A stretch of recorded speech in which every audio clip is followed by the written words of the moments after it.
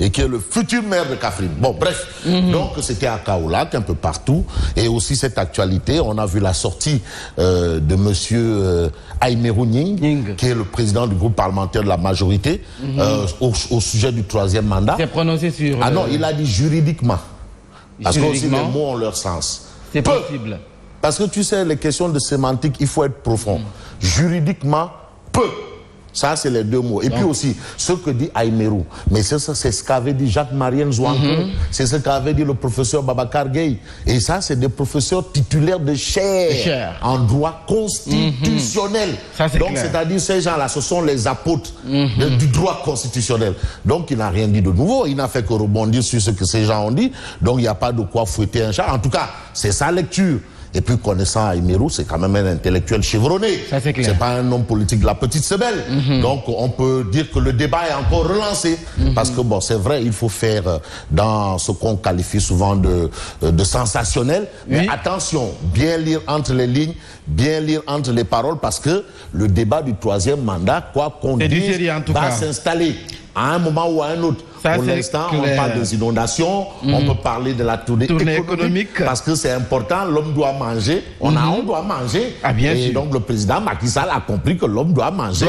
Voilà, donc il a été à fatigue, il a fait le tour, voir un peu comment les choses se passent. En tout cas, apparemment, il est content et il demande aux hommes d'affaires de s'investir dans justement ce secteur-là, en attendant de voir si tout ça ne tombera pas dans l'oreille d'un sourd. On va faire un clin d'œil au Dougoutigui. Voilà, ça c'est le numéro 1 des numéros 1, l'honorable et vénérable et incontournable et incontestable maire de la Médina, Aladji Bamba Fall. Bamba fait Bamba partout. C'est une Bamba Fall, Bamba fait Bamba partout. Et aussi, je vais quand même saluer quelqu'un d'important qui a quand même fait un geste. C'est ce qu'on a besoin. C'est le président du conseil départemental de Bunkiling. Mohamed Diaité. Ouais, qui quand même s'est investi pleinement dans sa localité en termes de masques et de soutien. Parce que c'est ça dont on a besoin. Vraiment. Comme Bougan a fait avec les motos, comme Ande Jeff a fait avec les motos. Et Andewar. Et Andewar, lui, il a fait son Andewar. Donc, retenons quand même que ces gens qui s'investissent pour leur population, comme l'a fait Mohamed Diaité, comme le fait Abdoulaye Sedousso, comme le fait Bougan Gueye Dadi, comme le fait Bamba Fall, comme le fait... Bamba Fall, de Médina, voilà. Comme le fait le Dougoutigui. Le maire de Rufisque. Comme le fait... Ah non, Tons Mom, il se réveille avec ça, il dort avec. Lui, c'est Jeff, Julie, Cruz, Wazife et entre autres. Donc, bon, voilà. Alors, question de cadre pour la revue des titres. Attention, Tons est là et Tons, il faut quand même rendre hommage à tonton Daoudagnan. L'édit de la ville de Rufisque. Oui, parce que Punkel. Il y a également nos amis de Saint-TV, l'officiel, qui réagissent. Absolument, Néné Aïcha.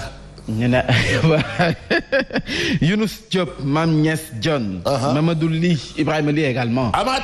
Mr. Ahmad. Alors, le quotidien du groupe des médias. Voilà, on a Baskébé. Bonjour Fabrice. Le président a été aussi hier chez nous à Nioro. Ah oui, il était à Nioro. Également. Nioro, c'est dans le RIP. Quand tu dis Nioro, tu penses à Tafa le progressiste. Tu penses à Baskébé. Donc il a été aussi là-bas pour voir, parce que c'est là-bas le bassin arachidier. Quand tu veux parler d'agriculture, c'est la zone. Donc Baskébé, absolument, il a été à Nioro. À Nioro. Bon, on va commencer par justement la visite de Macky Sall. Basse. Je sais que toi, tu es un défenseur des droits des enfants. Baskébé. Basse, ouais. Mais l'Ilala... Macky sans barrière. Waouh. L'Ilala... Ça veut dire quoi? Mais on empêche aux artistes de jouer, on empêche aux bars et autres restaurants d'ouvrir avec leurs petits spectacles. Mais l'Ilala... Le rassemblement. Tournée économique sous forte mobilisation des militants. Des militants? Ouais. Macky sans barrière. Voilà la chose que Tribune a notée de la visite économique. On est sous la pandémie. On nous dit qu'il faut 1 mètre ou mettre des bâches et patati et patata, point de rassemblement. Sur la photo, il a mis son masque. Non, mais qu'il faut pas mingini. Non, mais le rassemblement, où est la distanciation? À la distanciation, fille. Difficile de gérer cette situation. C'est compliqué. Mais il faut aussi savoir qu'un homme comme Macky Sall, qui est le président du Sénégal, qui a de l'aura, alors on ne peut pas empêcher aux gens de venir voir le président de la République. Aux gens ou aux militants? Aux gens de venir voir le président de la République. Parce que quand le président est quelque part, les populations doivent quand même se déplacer. Naturellement. Oui, naturellement, parce que le président de la République, c'est le président de tous les Sénégalais. Le père de la nation. Voilà, c'est le père de la nation sénégalaise. Bon, ça aussi, c'est assez compliqué. Bon, alors, on peut dire quoi? Hassan Sira, président du MPES sur les inondations, la vraie problématique se trouve être la gestion de Mansour Faye. Goro National. Et puis, on peut s'intéresser à quel journal? Intéressons-nous un peu à Walf Quotidien. Gakou sans détour, Malik Gakou, inondation, fortune personnelle, relation avec Macky, Gakou sans détour. Alors, on a Aïmerouni, président du groupe Benno Bokk Yakaar, qui dit juridiquement, Macky peut se représenter en 2024. La précision et détail. Juridiquement. Bon, ben, c'est simple. Mais il y a la jurisprudence Macky lui-même. Jurisprudence Macky. Quand on a dit que Wade pouvait briguer un troisième mandat, pouvait se présenter une troisième fois. Oui. Il pouvait briguer un autre mandat, après 2 mandats. Mais Macky allait faire campagne. Quand il a terminé, il est revenu, il a gagné. C'est tout. Et il a gagné. Parce qu'il y a aussi les urnes. Juridiquement, Macky peut se représenter en 2024. Ça, c'est ce qu'indique bien entendu Walf Quotidien. La responsabilité des maires dans justement les inondations, c'est un peu ce que développe Malik Gakou. On peut s'intéresser justement à Sud Quotidien. Troisième mandat au Sénégal, le spectre prend forme. On a Aïmerouni qui relance le débat. Macky Sall entre boulevard ouvert et obstacle à franchir, c'est ce que retient Sud Quotidien. Et puis Sud Quotidien est avec Ali Ountin, fondateur d'Africa Jom Center. Nous avons une justice malade.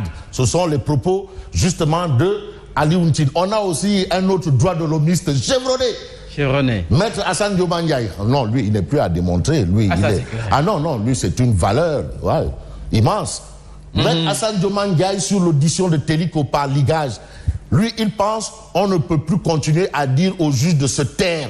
C'est inadmissible. De l'indépendance. C'est inadmissible. C'est ce qu'a justement déclaré Maître Hassan Dioma Ndiaye. Et lui, quand il parle, il ne raconte pas des Ngapatingololi. Et puis, réplique massive à Sonko. Inondation, élection locale, on a Seydou Gueye. Seydou Gueye. Seydou Gueye se lâche. Oui.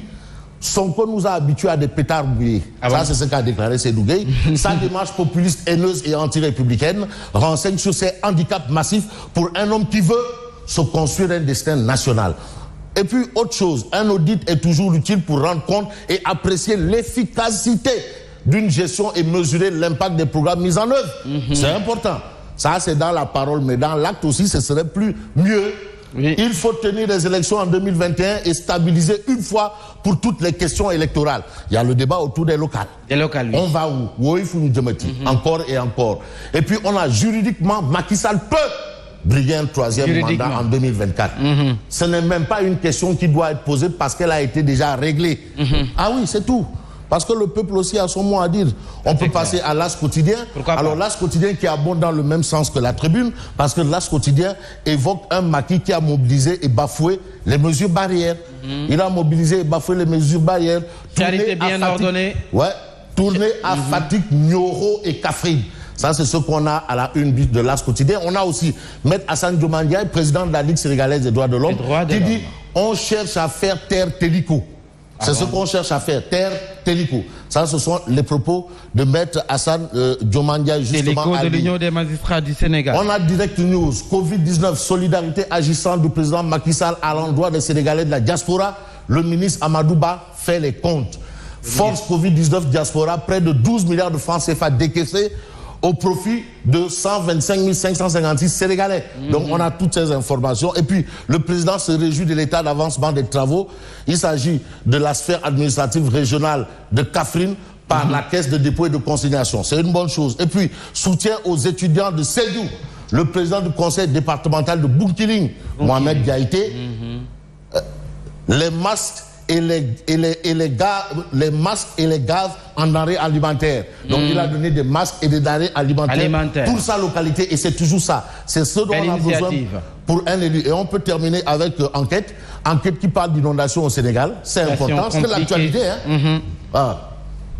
Situation compliquée pour Macky. Mais malgré le plan Orsec, les inondations perdurent et l'État mise sur le pompage. On a Bakel, le fleuve est sorti de son lit et a englouti 132 hectares de culture. Désarroi à Matam, Ali Ngouille Ndiaye accueilli en sauveur. Monseigneur André Gueye lance un appel pour les sinistrés. Donc voilà la situation des inondations. Et à ce niveau, on ne peut absolument rien dire. La situation est là et il faut la régler, trouver des solutions. Safara. Voilà. Voilà, des remèdes. Voilà, merci à El Hadj Mori de la Médina de Bamba Fall. Mori. On a les photos, il nous a pris en photo. Des captures d'écran. Merci.